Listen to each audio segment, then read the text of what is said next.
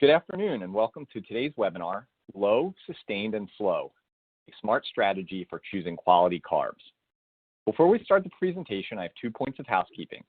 First, in order to claim your CPE credit, you will have to remain with us through the entire hour-long presentation. Second, at the end of the session, our presenter will be taking questions. If you have a question, please type it in the question box in your control panel, and we will try to address as many questions as time allows. Mindy Hermann, MBA, RDN, has the following disclosures to report. She is a consultant for Innova Market Insights and the Danone Institute North America, and has done recent work with General Mills and ILSI. She consulted with and received consulting fees from Beneo Institute to support the preparation and delivery of this program. Please note that today's webinar, CDR activity number 154281, is being accredited by the Beneo Institute. The Beneo Institute is also the sponsor of today's webinar. Beneo Institute was founded 10 years ago by experts in physiology, nutrition science, and regulatory affairs. The Institute is an initiative of Beneo, one of the world leaders in functional ingredients from nature, and provides the latest research and knowledge in nutrition science and legislation related to natural ingredients derived from chicory root, sugar beet, rice, and wheat. We have a team of experts from Beneo joining us today. Anka Setko, Vice President of Regulatory Affairs and Nutrition Communications, Kyle Kraus, Product Manager for Functional Carbohydrates and Fibers, and Denise Kalindres, Nutrition Communication Manager. I'd like to welcome Denise, who will introduce today's webinar presenter. Thank you very much, Jack. Thank you to everyone who has logged in today. On behalf of Beneo Institute, we are really happy to be here today and support dietitians with science-based information so that they're able to educate others, especially now as new ingredients like carbohydrates are reaching the market and being used in different food products. I'm really pleased to introduce today's speaker, Mindy Hermann. I've known Mindy now for 4 years, and I couldn't think of a more qualified person to deliver this topic today. She can really give us her perspective as an RD, and she's also quite versed in the use of different ingredients and marketing of food products. Mindy is an accomplished writer and editor for consumer, industry, and medical media. She consults in food and nutrition product and service communications and creates global market research reports and content on a variety of platforms.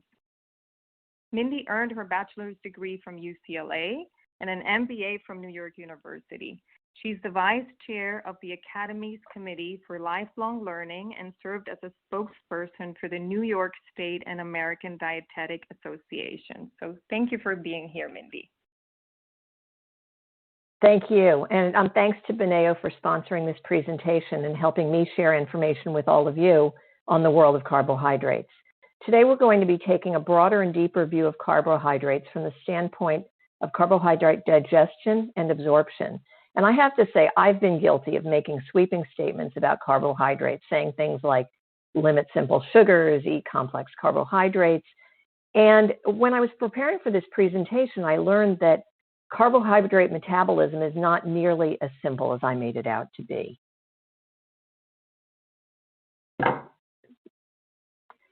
So in today's discussion, we're going to be covering 4 areas, and each of these areas has its own learning objective. The first is that the world of carbohydrates is expanding, and the objective is to gain awareness of newer carbohydrates and understand how they fit into the spectrum of carbohydrate types. The second area we'll go into is different carbs, different outcomes in the body. The learning objective is to be able to compare general molecular structure of different types of carbs and explain how structure affects digestion and absorption. The third area will introduce Isomaltulos or Palatinose and its health impacts with a learning objective to describe the positive and negative metabolic impact among different types of carbohydrates, including Isomaltulos. And the last point is helping consumers understand sugars and carbs on the label by recognizing the complexities of educating consumers on added sugars on the label in light of the unique features of newer carbohydrates. Certainly the world of carbohydrates and sugars is expanding, and we're going to do a shallow dive into carbohydrates to set the framework for this presentation.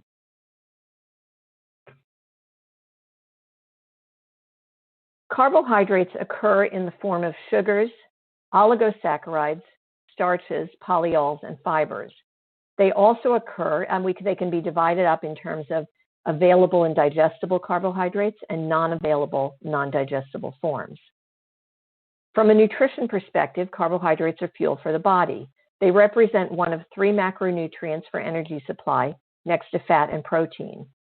And carbohydrates that are metabolized to glucose serve as the main energy source for brain activity and muscle work. Some parts of the body, like the brain and the central nervous system, even depend on glucose as the sole source of energy.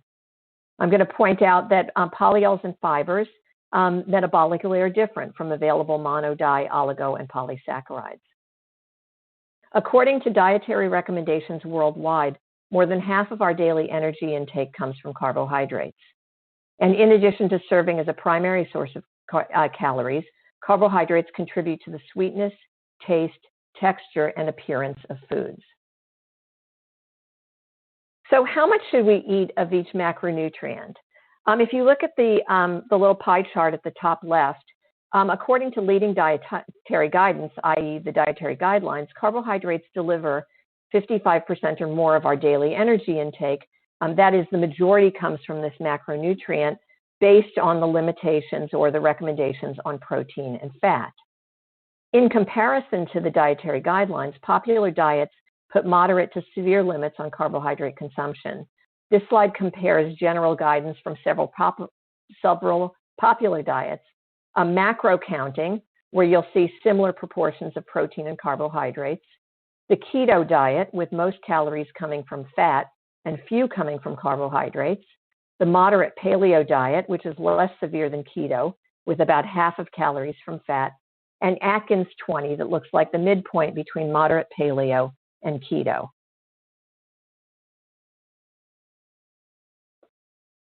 Now, if we look at the structural classification of carbohydrates, traditional teaching classifies carbohydrates by degree of polymerization on the left. But this doesn't reflect the physiology and the handling of carbohydrates by the body. So at the top, you'll see the shortest chain carbohydrates, sugars, are comprised of mono and disaccharides. And you'll see some familiar names: glucose, galactose, fructose. Tagatose is a hexose that's in dairy products. Disaccharides include sucrose, lactose, maltose, plus trehalose, which is synthesized by certain microorganisms, and isomaltulos, which we'll be talking about today. Moving down, oligosaccharides have 3 to 9 branches. Maltodextrin is the best known. Fructo and galacto-oligosaccharides are best known as prebiotics. The trisaccharide raffinose is found in beans, grains, and several vegetables. Stachyose is a tetrasaccharide in numerous vegetables. And in this category would be longer chain. Is a shorter chain maltodextrin, longer chain would be polysaccharide. The longer chain polysaccharides consist of starches and a number of long chain non-starch carbohydrates. Hydrogenated carbohydrates at the bottom, known as polyols or sugar alcohols, also are classified into monosaccharides, disaccharides, and oligosaccharides.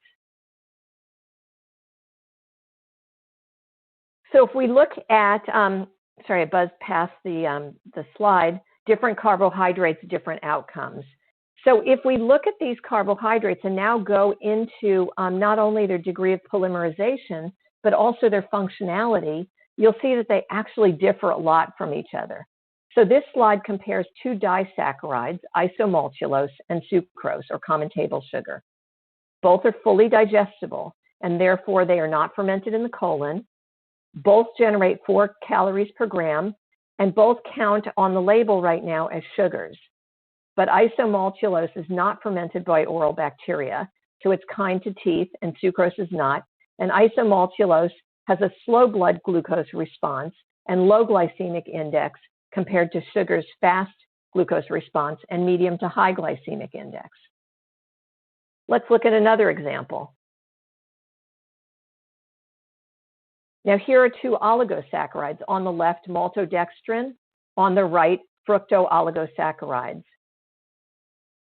They have similar differences to the disaccharides.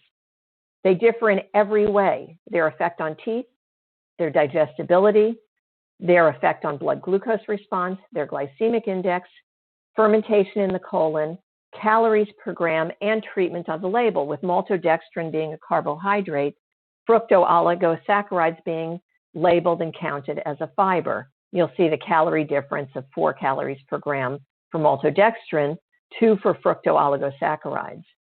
What's interesting is that often you'll see maltodextrin used for sugar reduction in a product, but this type of carbohydrate is highly available and it can have a greater effect on blood glucose than even sucrose does. So from a carbohydrate handling standpoint, it doesn't make a product better, it makes a product worse. One more example, 2 more disaccharides, sucrose again compared to isomalt.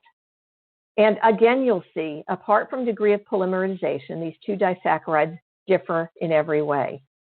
And although isomalt is even derived from sucrose, the resultant carbohydrate has very different characteristics, including calories, colonic fermentation, digestibility, and kindness to teeth. Now, if we look at what's going on in the small intestine and how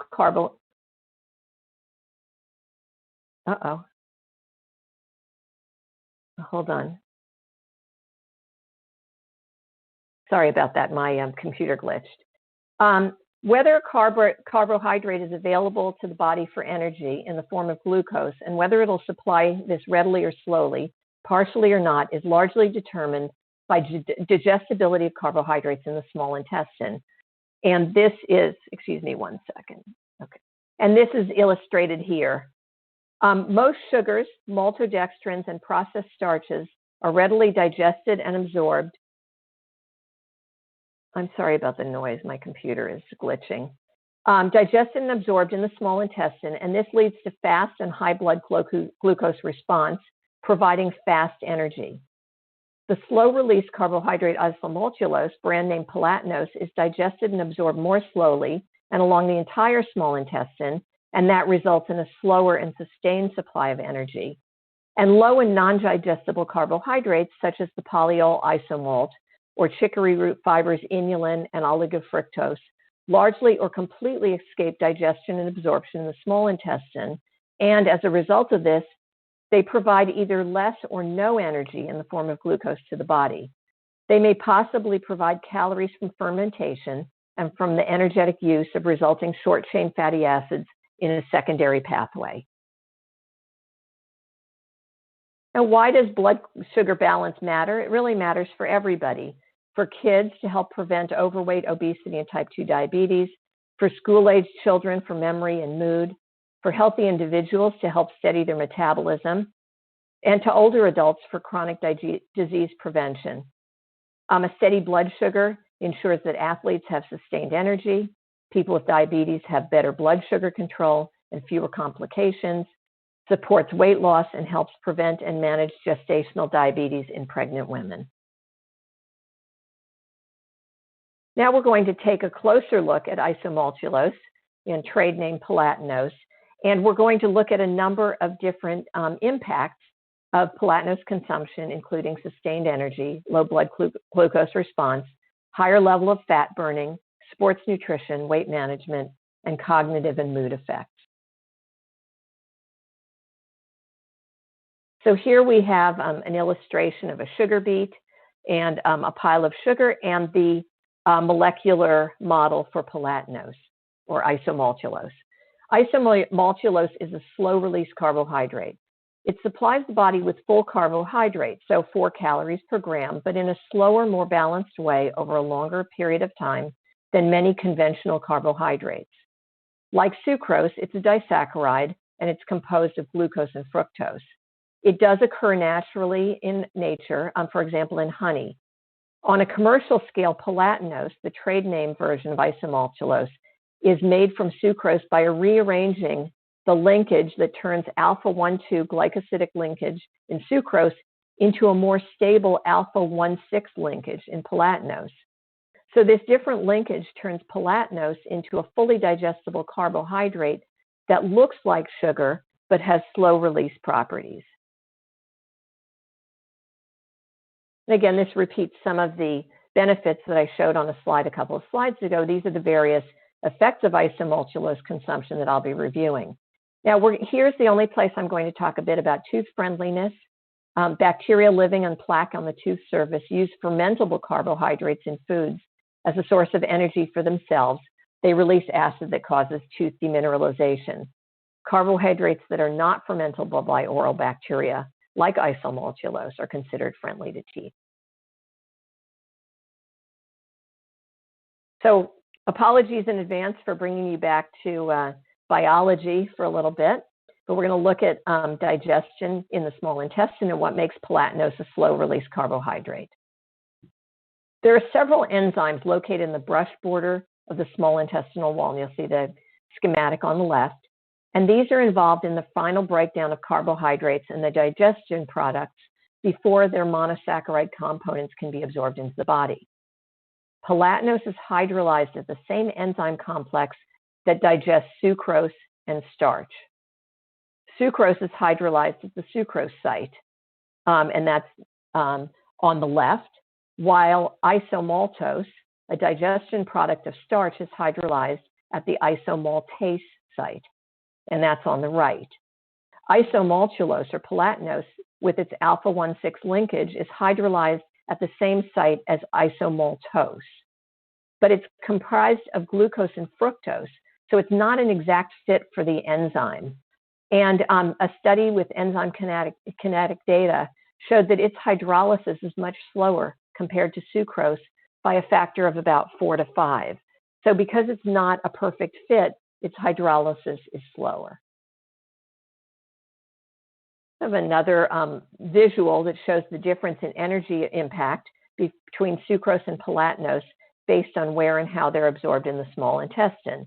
On the left, you see sucrose being absorbed quickly and some Palatinose getting in, but then further down the small intestine, Palatinose continues to be released and absorbed throughout the entire length, so it's a more sustained absorption of energy.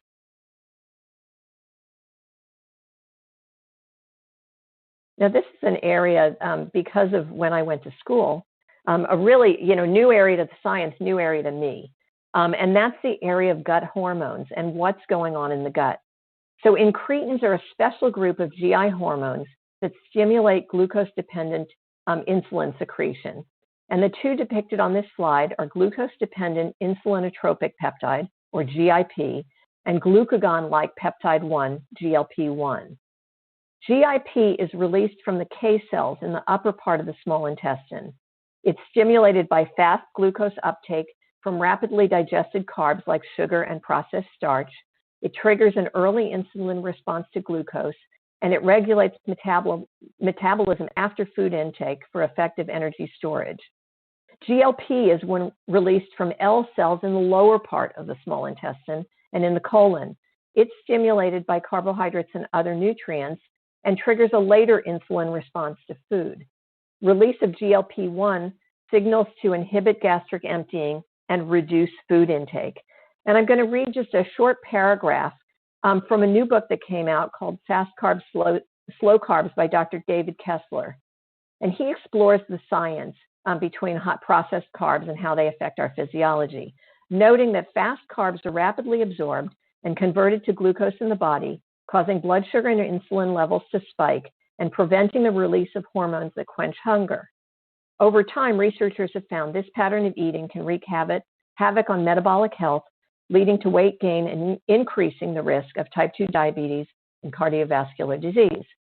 In contrast, slow carbs like vegetables, legumes, and whole grains, we can add Palatinose in here, slowly release glucose so that they travel through our systems, eventually reaching the lower parts of the GI tract. There, they trigger a hormone called GLP-1 that tells our bodies we're being fed, resulting in feelings of satiety. But because fast carbs are rapidly absorbed in the upper parts of the GI tract, they flood our system with glucose and insulin, the fat storage hormone while failing to stimulate GLP. And Kessler says they fail to turn off our hunger switch. So now let's look at some studies. And this study here is from Trends in Endocrinology and Metabolism, and it discusses the interplay of GIP and GLP-1. It's shown on the two lower charts.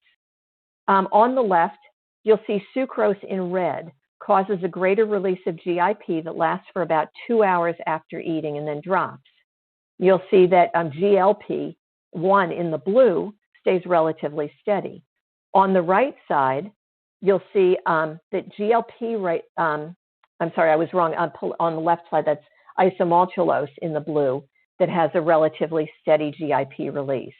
On the right side, you'll see that Isomaltulos is associated with a rise in GLP and then a gradual decline, whereas sucrose is associated with a drop in GLP-1. And here we take a quick look at blood glucose. And on the left, you'll see that, sorry, I lost my notes. You'll see on the left, on the top, that sucrose is associated with a rapid rise in blood glucose after eating. Palatinose is associated with a lower rise and a more gradual decline. On the bottom, you see with sucrose consumption that insulin goes up and then drops down. Palatinose has a more gradual rise and a gradual decline. And then you'll see on the right side a comparison of glycemic index with glucose at 100, sucrose at 68, and isomaltulose or palatinose at 32. And these were determined by the University of Sydney. Now, what is the takeaway message for blood glucose and insulin responses related to palatinose? The low glycemic properties of palatinose have been verified in extensive research.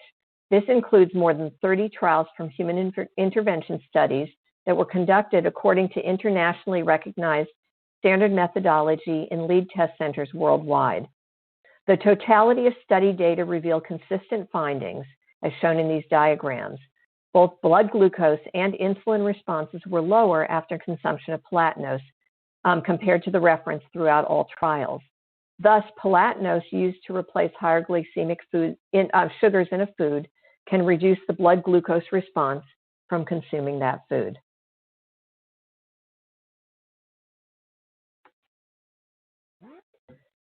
This is a summary of a 2017 study, and it's by Henry et al. In Nutrients in 2017, and it was a randomized double-blind crossover study comparing low glycemic index diet with palatinose versus a high GI diet with sucrose. And it demonstrated that the low GI diet resulted in lower 24-hour glucose and glycemic variability. Additionally, fat oxidation was greater after the low GI diet, and that indicates longer-term benefits.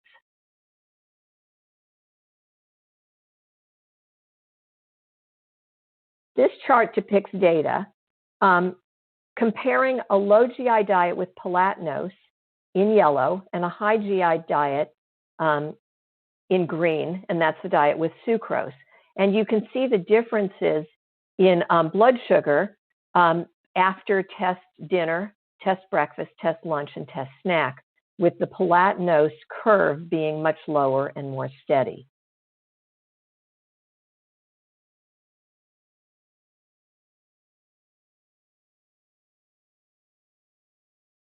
Now let's look at energy metabolism, fat burning. We alluded to fat burning a little bit in the earlier slides.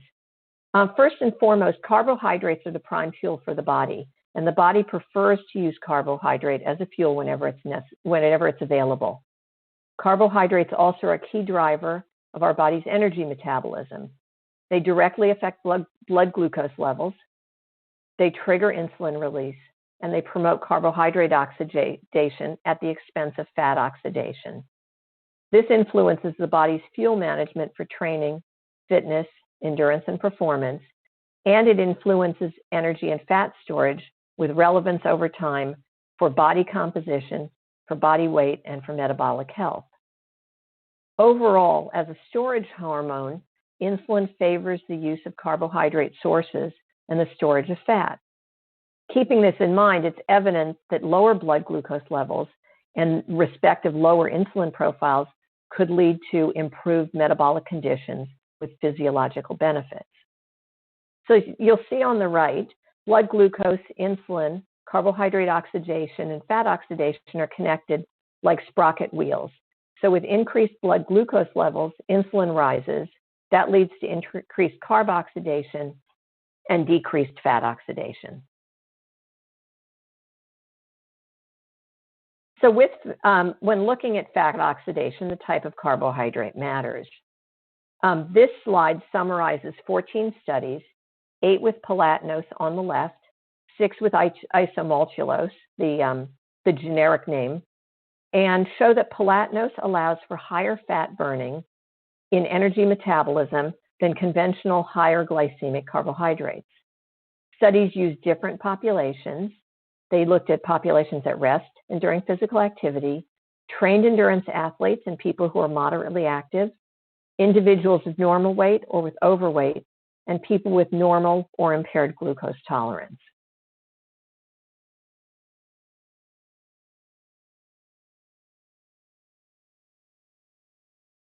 And now we're going to, in this quick review of physiology, we're going to move over to sports nutrition.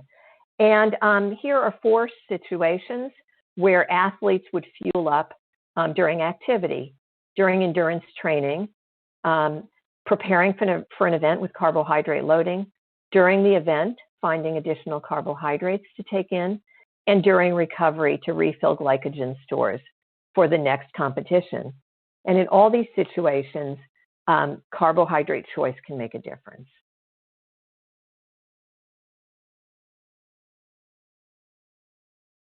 A series of sports studies with Palatinose in comparison to maltodextrin or sugar in trained athletes or recreational sports participants taken before, during, and after exercise led to a more steady glucose supply, sufficient carbohydrate energy for high-intensity endurance performance, improved metabolic profile with less fluctuations and higher level of fat oxidation, and no gastrointestinal distress because Palatinose is fully absorbed in the small intestine.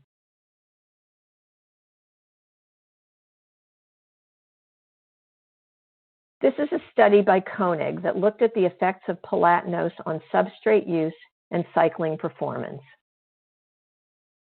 And it was a 2-arm crossover design, randomized, double-blind, placebo-controlled study with an N of 20 male endurance athletes who consumed a beverage with 75 grams of Palatinose or maltodextrin before exercise.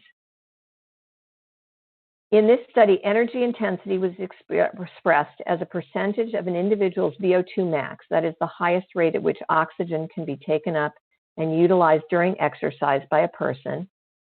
And the primary outcome in this study is time to finish a time trial. You can see that on the kind of thermometer bar all the way on the right. Secondary outcomes include power output during the final 5 minutes of the time trial, blood glucose, lactate, substrate oxidation, and heart rate. So you can see that they took 750 ml drink with 10% Palatinose, 75 grams, or maltodextrin, 45 minutes before exercise. Then they went into a 90-minute exercise period and then a time trial of 5 minutes.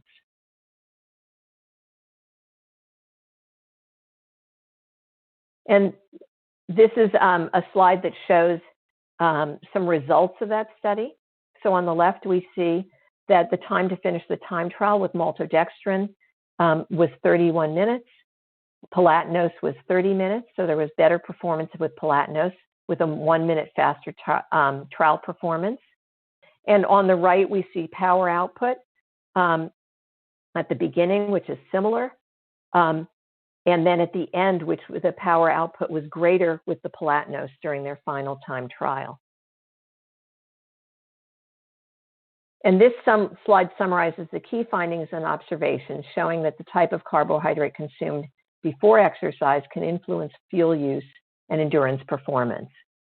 So Palatinose improved cycling performance, faster time to finish the time trial, higher power output in the finish. It provided glucose more steadily with positive influence on fuel use, resulting in a more stable and sustained blood glucose profile and higher fat oxidation rates. Now we're going to move into Palatinose and weight management. You'll see on the left, we have body composition, and on the right, body weight.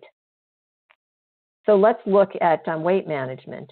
Following a diet with Palatinose-containing foods instead of foods with fast carbs over time can support both composition and body weight changes. Long-term studies show that Palatinose consumption is associated with less accumulation in adipose tissue, i.e. Body fat, or belly fat, with benefits for body composition, and it's associated with less fat accumulation in the liver, with the potential to prevent non-alcoholic fatty liver and insulin resistance, both of which play a role in, or insulin resistance, which plays a role in the development of diabetes. Moreover, findings from a long-term study with people who are overweight suggest that Palatinose may be more effective in promoting weight loss in a weight loss diet than sucrose. And you can see there's a small chart on the lower right. So even though the same calories were consumed, steering metabolism toward fat burning could further support weight loss.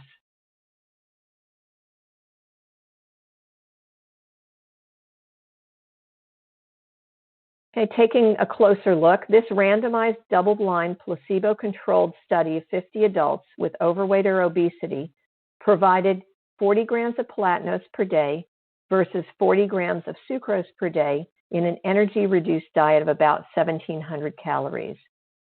Breakfast, lunch, and snacks were controlled. Only dinner was free choice. The duration was 12 weeks, and parameters were anthropometrics, body composition, energy intake, and energy metabolism.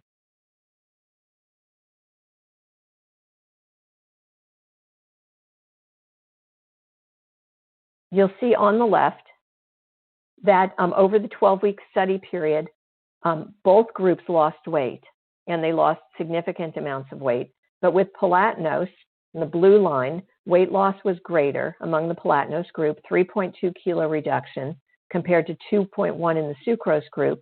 On the right side, you'll see body fat reduction, and that differed and also was greater among those consuming Palatinose, remaining the same at weeks 1 and week 4, dropping at week 8, and then significantly dropping by week 12.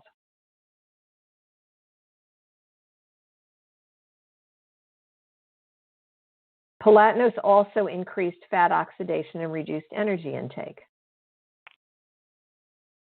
Energy intake was significantly reduced in both groups, but to a greater extent in the Palatinose group by 544 calories compared to the sucrose group of 283 calories. And fat oxidation was up to 15% higher with Palatinose versus sucrose. And you can see on the right side, at the top, the change in energy intake, and on the bottom, the estimated postprandial fat oxidation, comparing the two groups, again, Palatinose in the blue and sucrose in the red.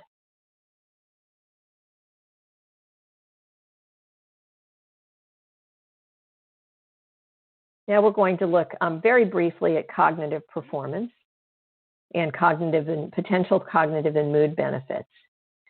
So again, if we keep in mind that glucose is the only energy source for the brain, and we know that it can influence cognitive performance. I know if my glucose levels are low, I feel really lousy. So if we look at a slow-release carbohydrate, we could have a lower, smoother metabolic profile, more even blood glucose, and more balanced and prolonged energy for the brain. If we look closely at children have a higher rate of brain glucose utilization compared to adults. Thus, they may be more vulnerable to glucose fluctuations, and intake and type of carbohydrate could make a difference. A lower, smoother metabolic profile might enhance mental performance and improve mood. Keep in mind that any impact of carbohydrates on mood is for carbohydrates that are digestible and absorbable. Carbohydrates that are not fully available would not have the same effect.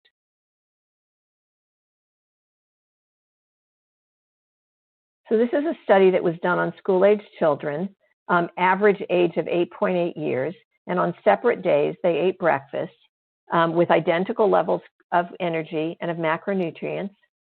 One breakfast was sweetened with Palatinose. One breakfast was sweetened with glucose, each of them sweetened with 41 grams of the carbohydrate.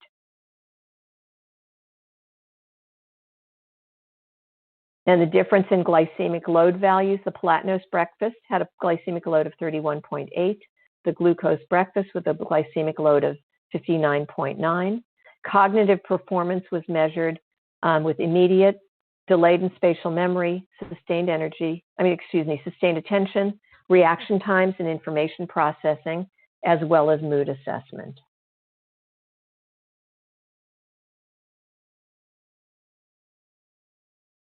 The findings showed that Palatinose improved cognitive performance as measured by memory and mood in the late morning.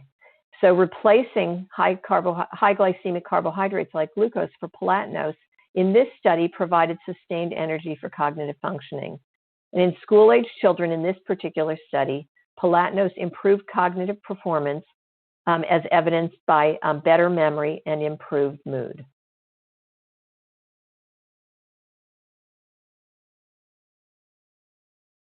I'm just going to touch on this study briefly. This is a brand new study from 2020, and it may have some relevance going forward to the relationship between added sugars and cardiovascular health, and specifically blood vessel relaxation.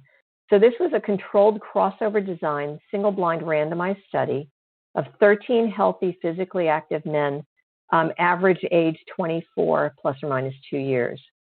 In week 1, they did their habitual physical activity. Week 2, they reduced their physical activity to 80% of their usual level. And they had beverages of either Palatinose or a maltodextrin sucrose blend. So the Palatinose beverage was low glycemic index, the maltodextrin sucrose blend, high glycemic index. Key findings and conclusions were that insulin sensitivity deteriorated with the consumption of the sugar-sweetened beverages and with the less activity within 7 days in healthy men. The benefits of the Palatinose beverage were that it preserved insulin sensitivity better. It reduced day-long blood glucose levels in insulin, and that it had less of an effect on blood vessel relaxation. So if you look on the slide on the right, you'll see that there was greater blood vessel relaxation, or less effect on blood relax. Sorry, I'm tripping over my words here. Less effect of blood vessel relaxation from the Palatinose versus the sucrose in both insulin sensitive and insulin resistant men. Apologies for the tripping there. Now we're going to transition into what can be said about Palatinose and how we can help educate consumers on carbohydrates. So these are 6 areas where wording can go on packaging regarding Palatinose, about Palatinose's lower glycemic effects, about its balanced blood glucose, sustained energy, higher level of fat burning and supportive physical activity, higher level of fat burning for weight management, and not promoting tooth decay. Now, the slide doesn't show exact wording as required by U.S. regulations, but Beneo can supply more details as needed. And effects have been seen starting with these levels of Palatinose substituted for a higher glycemic index carbohydrate. For lower glycemic response, a minimum of 10 grams a day. For balanced blood glucose, a minimum of 10 grams a day. For sustained energy, minimum of 15 grams a day. Fat burning in physical activity, 25 grams a day. And fat burning in weight management, 20 grams a day. Again, keeping in mind this is Palatinose in place of a higher glycemic index, more rapidly absorbed carbohydrate.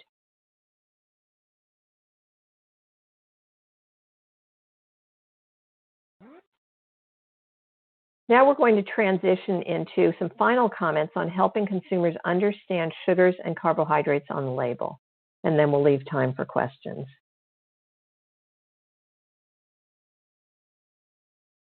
So these are two products, dummied up labels, but the one on the left is a fruit juice sweetened cornflake cereal, and the box says deliciously crunchy flakes sweetened with pear juice.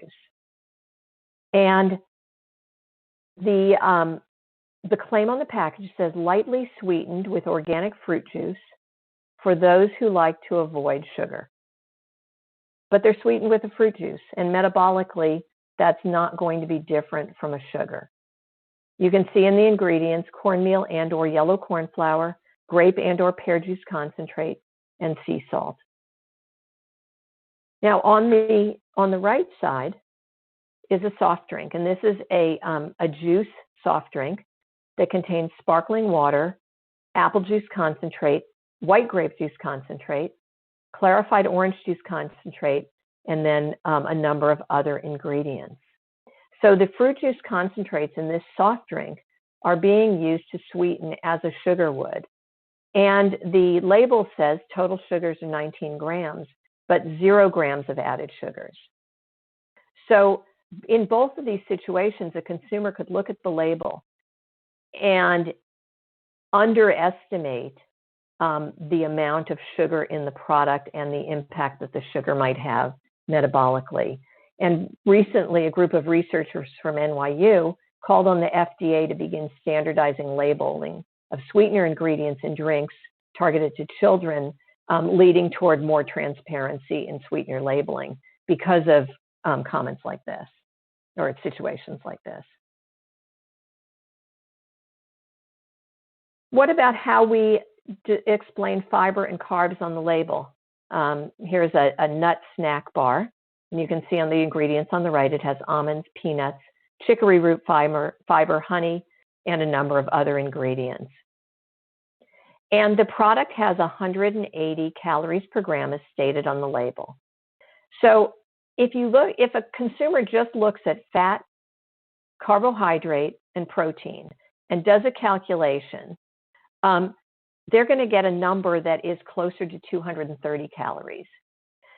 If, as dietitians, we educate the consumers to take back fiber out of carbohydrates, run the fiber at 2 calories per gram, run the remaining 9 grams of carbohydrate at 4 calories per gram, do the math, they still get 209 calories, which is different from the 180. Now here, this is not necessarily a carbohydrate and sugar issue. This is because the nuts have been reduced in terms of caloric impact based on USDA studies. But it's still interesting that you can have a consumer looking at a label, and one like this that's actually a relatively complicated label, trying to figure out how many calories and how the calories got to this number, and not getting the same number that the manufacturer gets based on its calculations. This is the label from a product that would contain isomaltulos or Palatinose.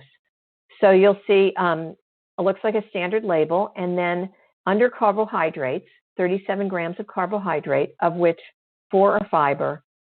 Total sugars are 12 grams, and it includes 12 grams of added sugars. But then you'll see 2 asterisks options for language, of which 12 grams are isomaltulose, or all of these sugars are isomaltulose. And many products that contain isomaltulose also will contain a clarifying statement. So these are 3 examples. Isomaltulose is a low glycemic carbohydrate. This product contains 12 grams per 2/3 cup. The second one, 12 grams of added sugars are isomaltulose or Palatinose, a low glycemic carbohydrate. The third one, isomaltulose, is the only functional carbohydrate which is fully digestible yet slowly released.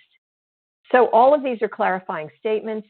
They really open the door for us as dietitians and as nutrition professionals to sit down with consumers and with our clients and with our patients to look at labels and explain some of these newer ingredients that have subtle nuances that consumers may not be familiar with. Communication and education are key, and on the left, this is a result of some consumer research done in Latin America in 2017, where consumers were shown this schematic of Palatinose to show what happens to blood sugar after eating sugar versus what happens after eating Palatinose. And there was a high percentage of appeal among consumers for the visual helping explain the effects of Palatinose.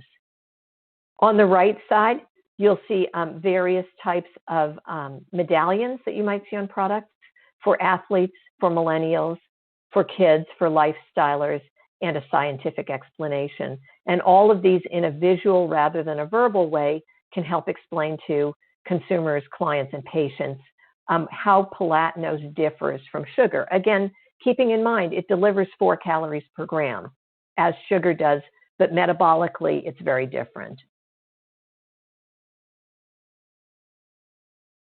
I wanted to show you this product, Built. It's a sports drink with Palatinose, released in the US in 2018, with very extensive language explaining what it does. So it's a high advanced hydration sports drink formulated with scientifically proven ingredients to help you have sustained peak performance and hydration. It uses a proprietary combination of Palatinose and branched chain amino acids. And then it goes on to explain Palatinose's slow release in carbohydrates. It drives metabolism toward fat burning. The ingredient burns more calories from fat under physical activity in comparison to other carbohydrates. So it gives a very detailed verbal explanation and then again repeats the Palatinose visual to show the effects of sugar on blood glucose versus Palatinose. Now, 2 years ago, when I asked Beneo about products that had Palatinose, the list was quite small. So it was really interesting for me to see how many products now have Isomaltulos or Palatinose in them. You'll see many of these are kind of high-intensity sports performance products, but there are some kind of everyday products in, like Belvita soft-filled strawberry soft-baked biscuits. So Palatinose is, and Isomaltulos, the generic name, are making their way into the food supply, again, in performance products, but also in a number of other products. And in this next slide, you'll see some other products, including Slim Fast Bake Shop Double Chocolate Chip Meal Replacement Cookie, so a weight management product. A Unived coffee sports drink for athletes, a Motion pre-workout energy drink, Reload, a post-workout carbohydrate complex, CarboX, a carbohydrate drink, and a high-performance carb blend. So some really, really interesting products coming out in both the performance space and in the more general consumer space. If you want to know more about Isomaltulos, there's a dedicated website developed by Beneo for healthcare professionals and interested consumers. And in the website, you can find information on studies on blood sugar management, weight management, clinical nutrition, energy and sports nutrition. And in your handouts also is a list of key Isomaltulos and Palatinose studies. So a few take-home messages before we open up for questions. The world of carbohydrates is expanding with newer carbohydrates that differ metabolically from their saccharide-similar counterparts. Palatinose, or Isomaltulos, a disaccharide, has a low impact on glycemic response and a sustained energy delivery because of its slow digestion. As Isomaltulos doesn't behave like an added sugar based on its digestion, absorption, and metabolic processing, it would really more appropriately be counted toward total carbohydrates rather than total or added sugars. And this is an opportunity for explanation to the people that all of you talk to. And newer carbohydrates call for an expanded conversation with consumers to help them understand the nuances of sugars and carbohydrates on the label. And with that, I want to thank all of you and thank Beneo for its sponsorship and thank Today's Dietitian for its vision, and open the floor for questions. Thank you, Mindy. We received lots and lots of engaged questions during the session, and we have enough time to address a few of them right now. I want to also reintroduce the Beneo team as well, since they will help answer some of your questions. Anka Senko is the Vice President of Regulatory Affairs and Nutrition Communication. Kyle Kraus is Product Manager for Functional Carbohydrates and Fibers. And Denise Calindres is Beneo's Nutrition Communication Manager. Let's dive in here. So as usual, we'll address first the questions that came in groups. Anka, I think the first would be for you, and that is Palatinose safe in diabetes? Are there any recommendations there? Yes, thank you for the question. It is indeed safe for human consumption. Regarding diabetes, you heard about the low and slow intake. So that means the blood sugar level after eating it is slow and low. So the GI is 32 compared to sugar, which is about 68.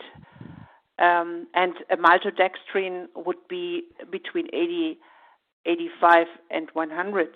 So in that way, it is definitely lower in his blood glucose response and in the low GI area, and therefore this is what diabetics are looking for. On top of that, data clearly show that there is a lower fluctuation of the blood sugar level, so you don't have the ups and downs. You have a balanced curve, and also this is a big advantage.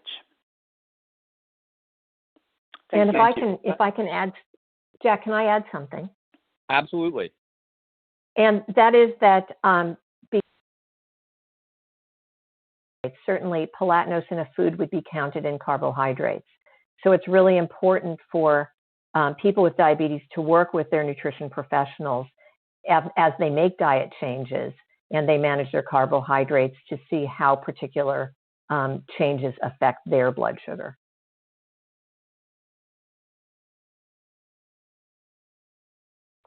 Great.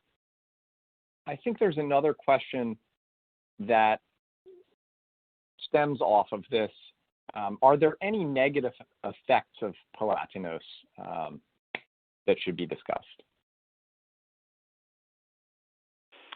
Yeah, that's Anke again. Yeah, it looks too good, right? Because it has so fantastic reactions. I'm a nutritionist myself, so I cannot find negatives. If you think about negatives, maybe you may say, yeah, but it's not that sweet as sugar is. It's about half as sweet as sugar is. But this is the positive for me because I like this sugar-like taste, but with a less intensive note in it. And you can enjoy much better also in combinations with fruits and flavors and this type of things.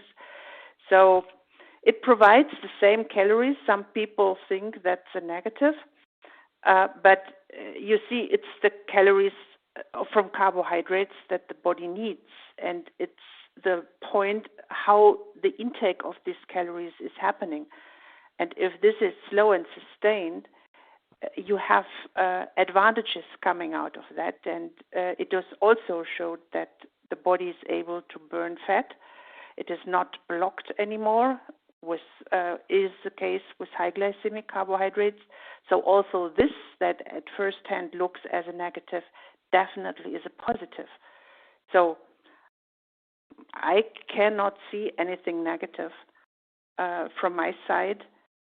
And I really think it's a unique and very valuable carbohydrate that people, that dietitians, that nutritionists, they need to learn about, because this alternative was not there before.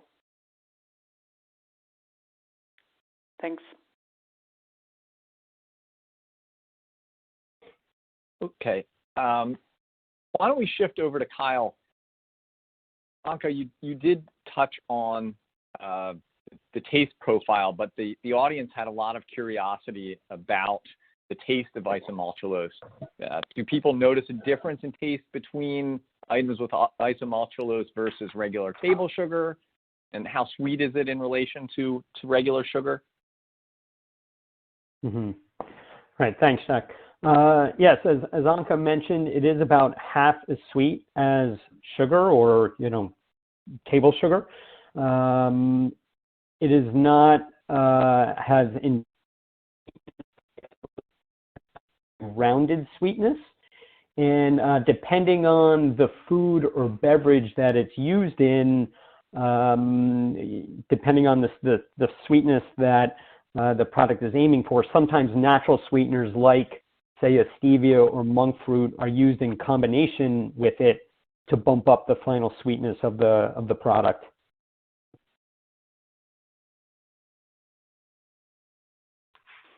If I may add, Kyle, because there sometimes is confusion. Half the sweetness does not mean that you need to have double the amount. Definitely not.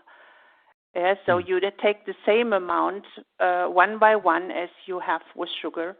You just have a milder taste coming with it. Or if you want to have the same level, you can combine with a high intensity sweetener like stevia, for example. So it does not mean that you eat double of it.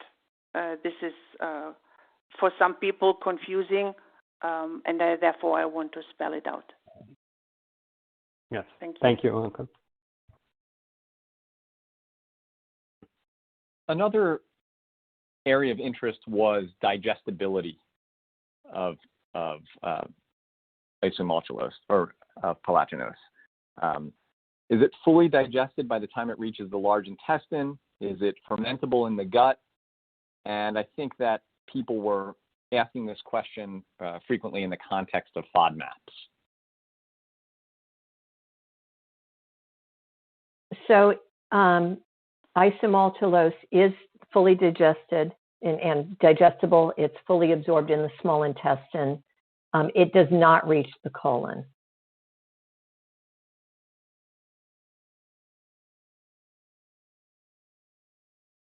Yes, that's correct, Mindy.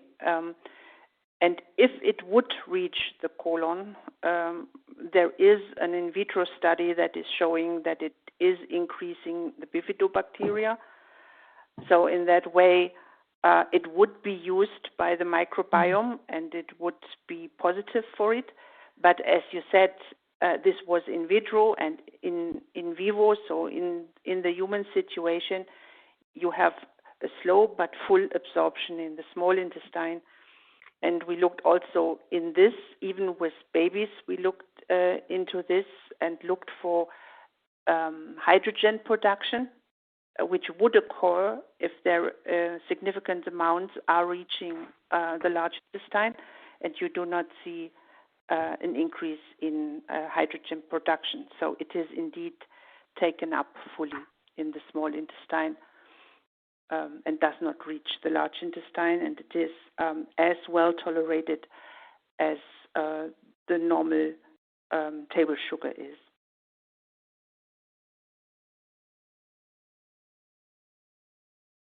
How about any studies looking at Palatinose and its effect on the gut microbiome? Yeah, I just mentioned it's only this in vitro study I am aware of, and this is showing it is fermented, but actually in daily life it's not relevant because it does not reach the microbiome that is positioned in the large intestine. So in that way, it has, in reality, in daily practice, it has no effect on the microbiome. Thank you.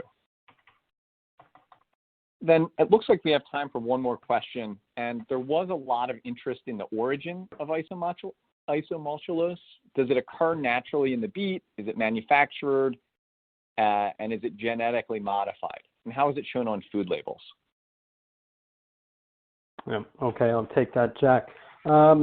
Yeah, from a commercial standpoint for food and beverage makers, so Benio, yes, sugar beet is the raw material, so we're utilizing the sucrose within that sugar beet. And as Mindy had pointed out earlier, there's an enzymatic rearrangement between the glucose and the fructose in that sucrose.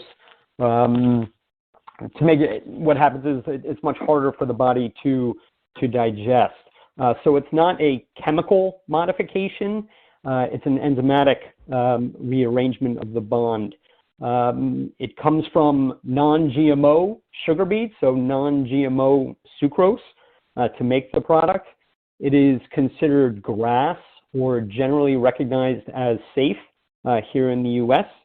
And many times, yeah, from an ingredient labeling standpoint, it'll be listed as Isomaltulos. And then in some cases, depending on the brand where you see the built example, they may also follow up with using the Palatinose trade name on the package.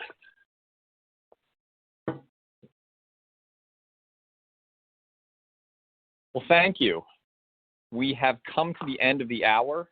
There was certainly a lot of excitement and anticipation for today's presentation, and we want to thank you all for sharing your expertise with us today. We also want to thank the Beneo Institute for their generosity and for supporting the Today's Dietitian audience with quality programming like the webinar you just experienced. Instructions for credit claiming and downloading handouts should be up on your screen. You must complete a brief evaluation of the course in order to claim your credit and download your certificate. Registered dietitians should use code 175 when recording this activity in their professional development portfolio. If you are watching this webinar on our YouTube channel, please log into ce.todaysdietitian.com, click on the Webinars tab, and select this webinar in order to complete it for credit. If you are watching this webinar on our CE Learning Library website, click Next, or return to the course start page and select the evaluation step to complete this webinar for credit.